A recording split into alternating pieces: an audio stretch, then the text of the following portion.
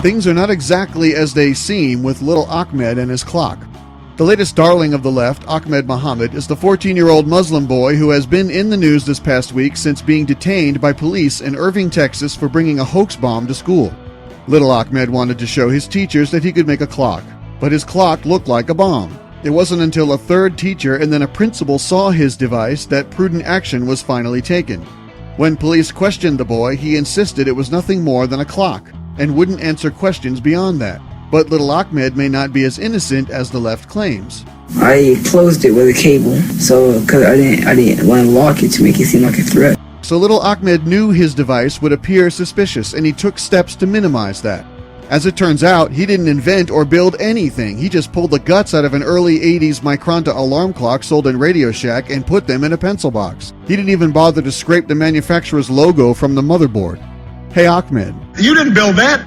To make matters worse, Ahmed's father, Mohammed El Hassan Mohammed, a Sudanese immigrant, is a strong pro-Islamic activist from CARE, the Council on American Islamic Relations. What you don't know about him is that he twice ran for president in Sudan, so he knows how to play the political spin game.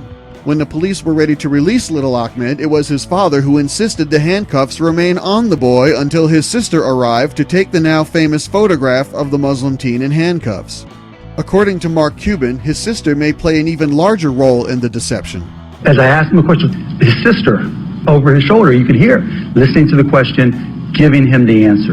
When I talked to him about science, when I talked to him about magnets, when I talked to him about creating things, he was very, very engaged. We're being taken for a ride, folks. The only thing left to ask is who orchestrated this whole thing and why.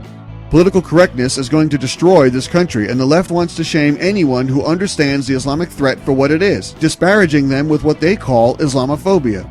Little Ahmed and his hoax bomb clock conveniently provided an opportunity to do just that. Take your brain for a test drive, liberals. It's not a phobia. They really want to kill you. Thanks for listening. Don't forget to subscribe and donate at theraywarnershow.com.